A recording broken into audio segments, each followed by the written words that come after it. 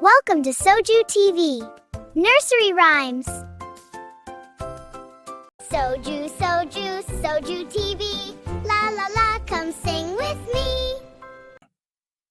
एकदा एक व्यापारी होता. त्याच्याकडे एक गाढव होते. तो रोज त्या गाढवावर मिठाच्या पोत्यांचे ओझे लादून नदी ओलांडून बाजारात जात असे. एके दिवशी नदी पार करताना गाढवाचा पाय घसरला आणि ते पाण्यात पडले. त्यामुळे मीठ पाण्यात विरघळले आणि गाढवाचे ओझे हलके झाले. गाढवाला खूप बरे वाटले. दुसऱ्या दिवशी गाढवाने जाणून बुजून नदीत पडायचे ठरवले, जेणेकरून ओझे हलके होईल. व्यापाऱ्याला हे लक्षात आले.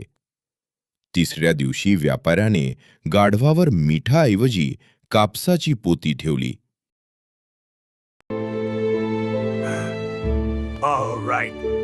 All right, my friend. Let's make a fortune.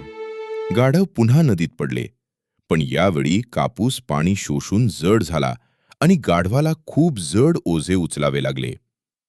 Moral तर मुलांनो, यावरून आपण काय शिकलो? फसवणूक किंवा आळस नेहमीच आपल्यालाच त्रास देतो. मेहनत आणि प्रामाणिकपणा हेच खरे योग्य मार्ग आहेत.